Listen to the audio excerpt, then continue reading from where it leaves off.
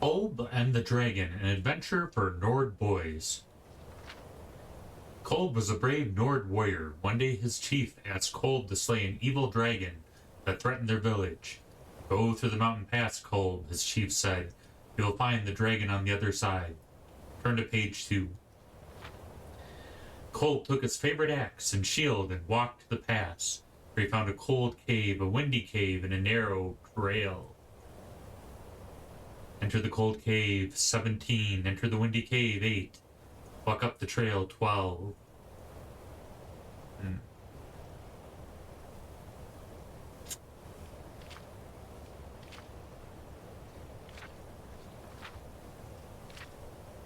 Climbing up, Kolb found a camp. He met a wise man who shared bread and showed 2 paths to the dragon's lair. One went through the hills, the other through a marsh.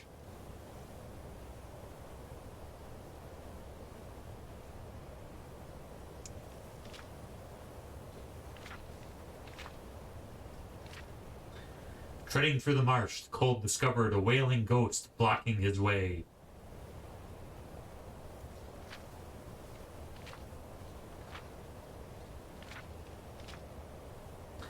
Kolb swung his axe as hard as he could, but the ghost hardly seemed to notice. The ghost drifted into Kolb, and a deep sleep took him over, from which he never awoke.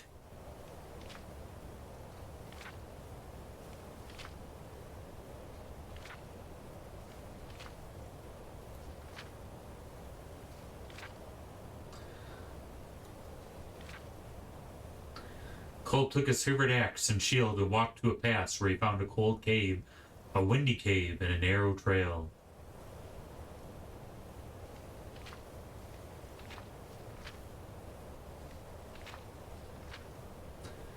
A strong gust of wind blew Kolb's torch out and knocked him into a pit, where split his head and died.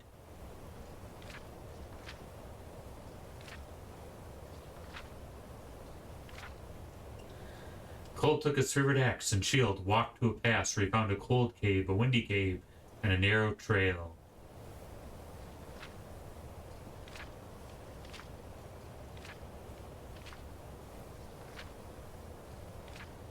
Kolb stepped into the frozen cave, but his Nord blood kept him warm. A smelly tunnel climbed ahead of him, and wind howled from another to his left. A ladder was nearby as well. Take the smelly tunnel, take the windy tunnel. Climb the ladder.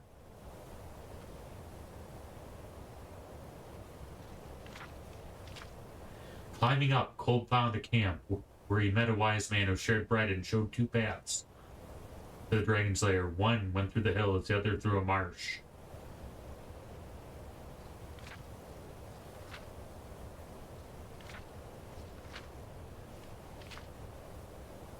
Kolb stepped into a rocky hill. He could see the dragon sleeping below in a tavern off the road nearby.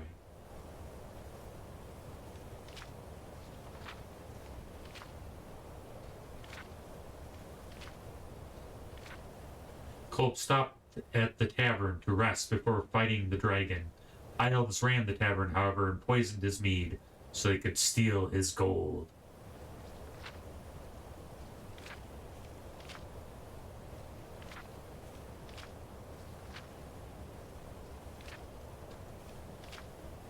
Kolb took his favorite axe and shield and walked to the pass where he found a cold cave, a windy cave, and a narrow trail.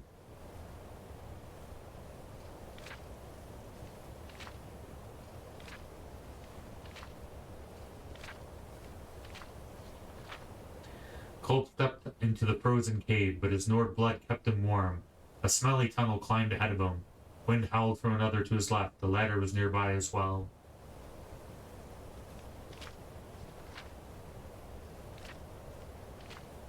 A strong gust of wind blew Kolb's torch out and knocked him into a pit where he split his head and died.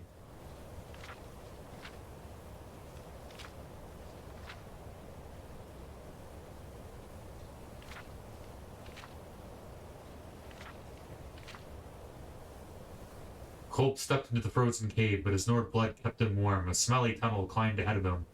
Wind howled from another to his left. The ladder was nearby as well.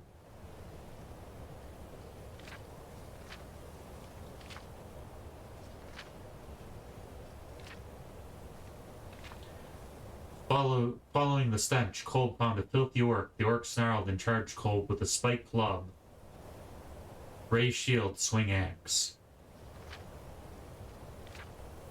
The orc cackled as his club splintered Kolb's shield and smashed into his face. There Kolb died, and the orc had soup from his bones.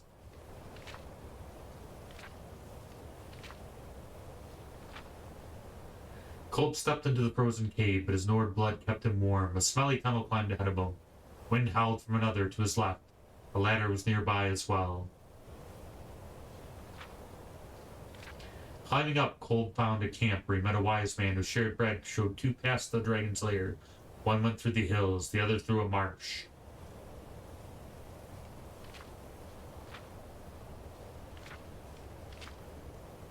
Running through the marsh, Kolb discovered a wailing ghost blocking his way. Attack ghost or give gold. Kolb remembered the story of his gran told him and tossed 2 gold cheats for the ghost, and it faded away, allowing him to pass.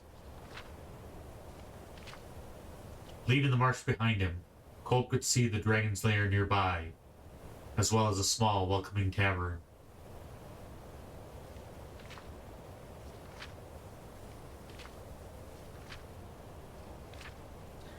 Kolb found the lair where the dragon slept, tendrils of smoke wafting from its nostrils. The air made Kolb's eyes sting, and he nearly slipped on the bones of men picked clean. The beast lay on its side, the throat and belly both waiting targets. Strike the neck, strike the belly.